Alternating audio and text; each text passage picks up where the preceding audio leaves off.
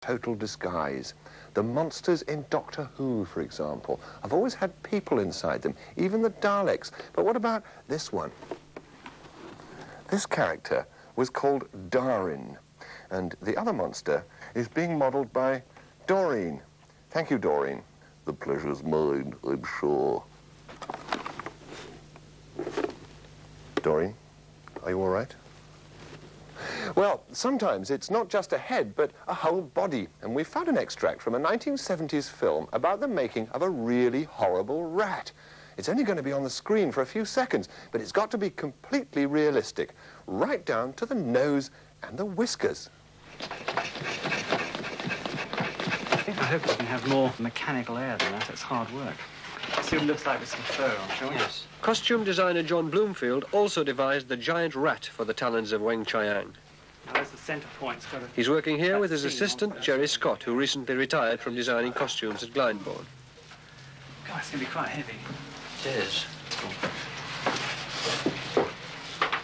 I think we've gone too long at the tail. We've got too long a piece. When we decided we were going to tackle a rat, we thought we would solve it by a number of ways. One way would be to actually have real rats in a model sewers, which we will use certain shots of. But we wanted the rat to actually perform specific actions. It actually has to get hold of somebody's leg. It has to, as it were, act on cue. Now, the only way of solving that, really, is to actually put somebody inside a costume and get them to perform. So it fell to John to design the costume. One of the perennial problems of a monster, whether they are a speaking monster or whether they are simply an articulating monster, is to get a believability in the way they actually move, particularly the jaw movement. And in this case, I think John came up with a very simple but effective solution of totally detaching the lower jaw of the rat and attaching it to a sort of rugby scrum cap, which the actor wore inside the mouth of the rat. So you've got a great degree of movement.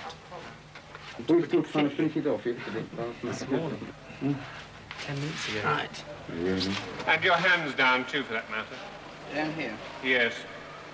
Because ostensibly your hands are in water as you're coming along, you see. Are they? You're running in water, those are your legs. And when you come forward to us in close-up, it'll work very well.